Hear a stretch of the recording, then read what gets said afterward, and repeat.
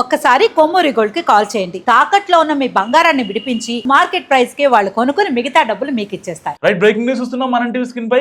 ఆకాశంలో రై రై మంటూ దూసుకెళ్లే విమానాల పరిస్థితి ఇప్పుడు అగమ్య గోచరంగా కనిపిస్తోంది.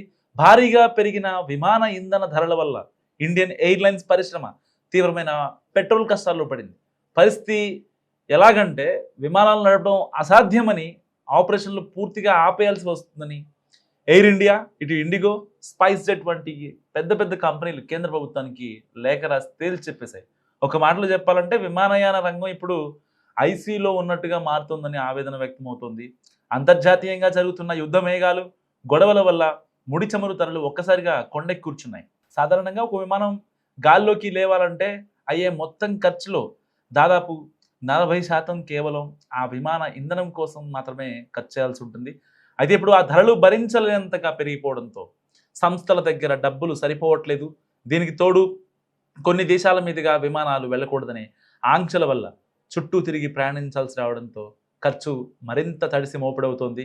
ఈ కష్టాల నుంచి గట్టెక్కేందుకు విమానయాన సంస్థల సమాఖ్య FIA కేంద్ర పౌర విమానయాన శాఖకు ఒక లేఖ రాసింది. ఇంధన ధరలను నిర్ణయించే పద్ధతిని మార్చాలని, దేశీయ అంతర్జాతీయ విమానాలకు ఒకే రకమైన ధరలు ఉండేలా చూడాలని వాళ్ళు కోరుతున్నారు. సరైన సమయంలో ప్రభుత్వం స్పందించి ఆర్థికంగా ఆదుకోకపోతే విమానాలు నడపడం లాభసాటి కాదని, ఫలితంగా ఎక్కడి విమానాలు అక్కడే నిలిచిపోయే ప్రయాణికులు తీవ్ర ఇబ్బందులు పడతారని వాళ్ళు హెచ్చరిస్తున్నారు. సో ఈ మేరకు ఏప్రిల్ 26న ప్రభుత్వానికి తమ గోడును వెళ్ళబోసుకున్నారు. వాస్తవానికి విమానయాన సంస్థలు ఇప్పటికే ప్రయాణికుల జేబులకు చిల్లు పెడుతున్నాయి.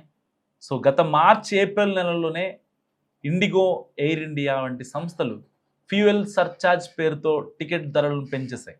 ప్రయాణించే దూరాన్ని బట్టి ఒక్కో టికెట్పై దాదాపు 300 నుంచి 1000 రూపాయలు.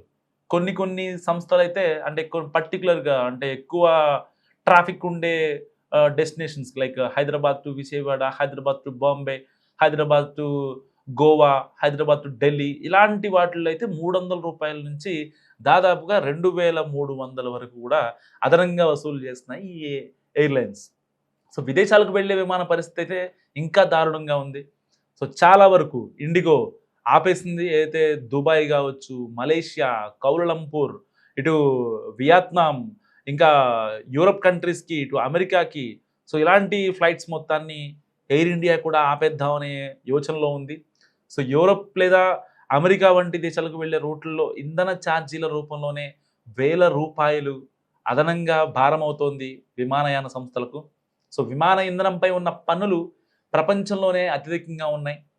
అందుకే టికెట్ రేట్లు పెంచడం కంటే ప్రభుత్వం ఇంధన ధరలను తగ్గించాలని గట్టిగా పట్టుబడుతున్నాయి విమానయాన సంస్థలు. సో ఇలాంటి నేపథ్యంలో ఇటు ప్రపంచవ్యాప్తంగా చమురు సంక్షోభం, ఇంధన సంక్షోభం, అయితే క్రూడ్ ఆయిల్ మన ఇండియాకి ప్రాపర్గా రాకపోవడం అండ్ దాని మీద విధించే పన్నులు కావచ్చు, సో ఇదంతా విమానయాన సంస్థలకి చాలా భారంగా మారుతుంది. దానివల్ల ఇప్పటిదాకా మేము చూసాము, ఇబ్బంది ఏం లేదు అనుకున్నాం, కానీ అయిపోద్ది, ఇష్యూ సాల్వ్ అయిపోద్ది, ఈ యొక్క ఇరాన్ ఇజ్రాయెల్ వార్ ఎఫెక్ట్ అని చెప్పి వాళ్ళు అనుకున్నారు. బట్ కానీ సిచ్యువేషన్స్ కనిపించట్లేదు, వార్ ఆగిపోయే సిచ్యువేషన్స్ అయితే. సో ఇలాంటి నేపథ్యంలో పౌర విమానయాన శాఖ కేంద్రానికి ఈ యొక్క విమానయాన సమైక్య FIAకి లేఖ రాసింది. సో ఎట్టి పరిస్థితుల్లో స్పైస్ జెట్ కావచ్చు, ఈ యొక్క ఎయిర్ ఇండియా, ఇటు ఇండిగో, ఈ యొక్క విమానయాన సంస్థలు మేము ఎక్కువ భారం భరించలేకపోతున్నాం, మా వల్ల ఇబ్బంది అవుతుంది, మా వల్ల కావట్లేదు. ఒక ఫ్లైట్ టేక్ ఆఫ్ అవ్వాలి అంటే ఒక 100 రూపాయలు ఖర్చు అయిందంటే, ఫర్ ఎగ్జాంపుల్ చెప్తున్నాను అందరికీ అర్థమయ్యేలాగా, ఒక 100 రూపాయలు ఖర్చు అయిందంటే దాంట్లో 40 రూపాయలు ఓన్లీ ఒక ఫ్యూయల్కే, వైట్ ఫ్యూయల్కే, దాని యొక్క సర్ఛార్జులకి, వాటి మీద కేంద్రం విధించే పన్నులకి. సో ఎక్కువగా అంటే ప్రపంచవ్యాప్తంగా మనం చూసుకుంటే ఎక్కడైనా దేని మీద ఎక్కువ పన్ను ఉందంటే విమానాలని నడిపించే ఇంధనానికే ఈ యొక్క సుంకాలు ఎక్కువగా ఉంటాయి. సో అలాంటి సుంకాలు కేంద్రం తగ్గిస్తే సో మేము ఏదైనా చేయగలం. ఆ 20% ఫ్యూయల్కి పెడుతున్నాం, 20% కేంద్రానికి కడుతున్నాం. దాదాపుగా 40-42% ఇక్కడ కేవలం ఆ యొక్క ఇంధనానికి మాత్రమే ఖర్చు అవుతుంది. క్యాబిన్ క్రూ కావచ్చు, పైలట్ల రక్షణ కావచ్చు, వాళ్ళ యొక్క అకామిడేషన్ కావచ్చు, వాళ్ళ యొక్క సేఫ్టీ కావచ్చు, వాళ్ళ యొక్క లీవ్స్ అండ్ ప్రయాణికులు కూడా చాలా తగ్గిపోతున్నారు. సో ఈ యొక్క అంటే ఈ ఎండలు ముదురుతున్నాయి. ఒక పక్కేమో ఇంటర్నేషనల్ ట్రావెలర్స్ ఎవరైతే ఉంటారో ఇరాన్ ఇజ్రాయెల్ వార్ ఎఫెక్ట్ వల్ల సో అవసరమైన ప్రయాణాలు మాత్రమే చేస్తున్నారు. అనవసరమైన ప్రయాణాలని రద్దు చేసుకుంటున్నారు. సో ఇంతకుముందు లాస్ట్ ఇయర్ ఇదే టైంలో ఎక్కువ మంది ఫారెన్కి వెళ్ళేవారు చాలామంది ఆసక్తి చూపించారు. స్విట్జర్లాండ్ అని, లేకపోతే కొన్ని ఫ్రాన్స్, ఇటలీ ఇలాంటి కంట్రీస్కి యూకే కావచ్చు, యూఎస్ కావచ్చు, విజిటింగ్ వీసా మీద కావచ్చు, లేకపోతే సరదాగా ఫ్యామిలీతో ఒక ట్రిప్ వేయాలి, లేకపోతే ఒక బ్యాచిలర్స్ ఒక ఫారెన్ టూర్ వేయాలి అనుకునే వాళ్ళు లాస్ట్ ఇయర్ సమ్మర్కి చాలా బుకింగ్స్ జరిగాయి. సో కొన్ని నివేదికలు చెప్తున్న దాని ప్రకారం కోట్లల్లో మంచి రాబడి వచ్చింది ఎయిర్లైన్ సంస్థలకి. ఇటు ఎయిర్ ఇండియా కావచ్చు, స్పైస్ జెట్ కావచ్చు, ఇండిగో కావచ్చు. కానీ ఇప్పుడు ఇంటర్నేషనల్ ఉద్రిక్తతలు ఏవైతే Iran Israel war effect and ప్రపంచవ్యాప్తంగా ఉన్న చమురు సంక్షోభం, సో ఎప్పుడు ఏం జరుగుతుందో అనే టెన్షన్స్ మధ్య ఇప్పుడు చాలామంది తమ విదేశీ ప్రయాణాలన్నింటినీ దాదాపుగా ఆపేసుకుంటున్న పరిస్థితి. సో ఇలాంటి నేపథ్యంలో ఒకవేళ టికెట్ ఛార్జీ రేట్ పెంచామనుకోండి, ఇక్కడ నుంచి యూకేకి మాంచెస్టర్ ఎయిర్పోర్ట్కి, యూకే లండన్ దగ్గర ఉన్నటువంటి మాంచెస్టర్ ఎయిర్పోర్ట్కి హైదరాబాద్ నుంచి 46,000 రూపాయల టికెట్ ఛార్జ్, అది గతంలో. సో ఇప్పుడు కొన్ని దేశాలు మన మీద ఆంక్షలు పెట్టాయి. సో మొత్తం తిరిగి వెళ్లాల్సిన పరిస్థితి, అబుదాబి నుంచి కాకుండా, ఇటు షార్జా నుంచి కాకుండా మొత్తం తిరిగి వెళ్లాల్సిన పరిస్థితి. సో అంతకంతకు పెరుగుతుంది. ముక్కు ఎక్కడుందంటే డైరెక్ట్గా చూపించడం వేరు, కానీ తల ఇలా తిప్పి మొత్తం చూపించడం వేరు కదా. సో ఇప్పుడు అదే జరుగుతుంది విమానయాన సంస్థలకి.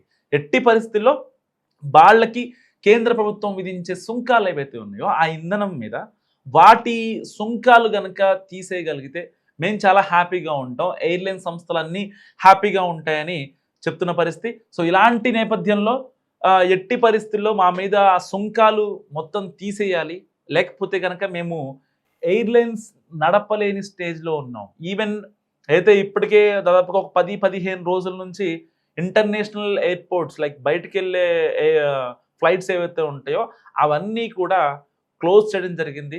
సో చాలామంది బయట దేశాలకి వెళ్ళట్లేదు అనే ఇదితో దుబాయ్, షార్జా, ఈ యొక్క గల్ఫ్ కంట్రీస్కి వెళ్ళే ఏదైతే ఫ్లైట్స్ నడుపుతున్నాయో ఈ యొక్క మన ఇండియన్ విమానయాన సంస్థలు, అవన్నీ కూడా ఆ ఫ్లైట్స్ మొత్తాన్ని క్యాన్సిల్ చేసేసాయి. సో అక్కడ కువైట్లో ఎయిర్పోర్ట్ మొత్తం బ్లాస్ట్ అయిపోవడం, దుబాయ్ ఎయిర్పోర్ట్ బ్లాస్ట్ అయిపోవడం, కొన్ని ఉద్రిక్త పరిస్థితుల దృష్ట్యా మన దేశ ప్రజల రక్షణకు భద్రత మనకి ఇంపార్టెంట్ కాబట్టి కొన్ని ఫ్లైట్స్ని కూడా మనం డిలే చేసుకున్నాం. అండ్ కేంద్రం కూడా ఎట్టి పరిస్థితుల్లో ఆ ఫ్లైట్స్ అన్నింటినీ రద్దు చేస్తామని ప్రకటించింది. ఈవెన్ విమానయాన సంస్థలు కూడా ఆ ఫ్లైట్స్ అన్నింటినీ రద్దు చేశాయి. సో ఇలాంటి నేపథ్యంలో ఇక డొమెస్టిక్ ఎయిర్లైన్స్కి సంబంధించినటువంటి ఏదైతే inter connectivity like Hyderabad to Kolkata, Kolkata to Delhi, Delhi to Bengaluru, Chennai to Bombay, so ఇలాంటి ఎయిర్పోర్ట్ కనెక్టివిటీస్ కూడా అంత పెద్ద మొత్తంలో రాబడి రావట్లేదని చెప్పి ఈ యొక్క విమానయాన సంస్థలు చెప్తున్నాయి. సో ఒకవేళ రూట్లను బట్టి, వాళ్ళ యొక్క ట్రాఫిక్ని బట్టి, అక్కడున్న పీక్ మూమెంట్ని బట్టి కస్టమర్ మీద సర్ఛార్జ్ వేసామనుకోండి, ఫ్యూయల్ సర్ఛార్జ్, సో వాళ్ళు ఒకసారి చూసిన వాళ్ళు మరొకసారి ఇంకా ఎక్కే ప్రయత్నం చేయట్లేదు. అండ్ టికెట్ బుకింగ్ కూడా చాలా తక్కువగా అవుతున్నాయి. సో అందరూ ఎయిర్పోర్ట్కి వచ్చి టికెట్ తీసుకుంటే వాళ్ళకి అర్థం కానటువంటి సిచ్యువేషన్. ఆన్లైన్లోనేమో ఫ్యూయల్ సర్ఛార్జ్ అని చూపిస్తుంది, కానీ పీక్ టైమా లేకపోతే ఇది ఫ్యూయల్ సర్ఛార్జా కొంతమందికి అర్థం కానటువంటి సిచ్యువేషన్. సో ఇలాంటి కాన్సిక్వెన్సెస్లో మా మీద విధించేటువంటి ప్రపంచవ్యాప్తంగా, అంటే నాట్ ఓన్లీ ఇండియా, సో ప్రపంచ దేశాలన్నీ కూడా విమానయాన సంస్థలకి అయితే డబ్బులు ఎక్కువ ఉంటే వాళ్ళ దగ్గర నుంచి లాక్కోవాలనో లేదా ఇంకోటి నిబంధనలు తెలియదు, కానీ విమానంలో వాడేటువంటి ఇంధనానికి ఎక్కువ సుంకాలు విధిస్తూ ఉంటాయి. సో ఇలాంటి నేపథ్యంలో ఆ సుంకాలని తగ్గించగలిగితే మేమేమన్నా మా ప్రయత్నం మేము చేయగలుగుతాం. సో గత సంవత్సరం మా దగ్గర లాభాలు ఉన్నాయి కాబట్టి ఈ సంవత్సరం కూడా లాభాలు ఉండాలని కాదు. సో ఎట్టి పరిస్థితుల్లో ఆ యొక్క సుంకాలని తగ్గిస్తే మేము నడపగలం, లేదంటే మొత్తం దేశవ్యాప్తంగా బంద్ చేసే అవకాశం ఉందని కూడా వార్నింగ్ ఇచ్చాయి విమానయాన సంస్థలు. సో మీరేమనుకుంటున్నారో మస్ట్గా కామెంట్ చేయండి.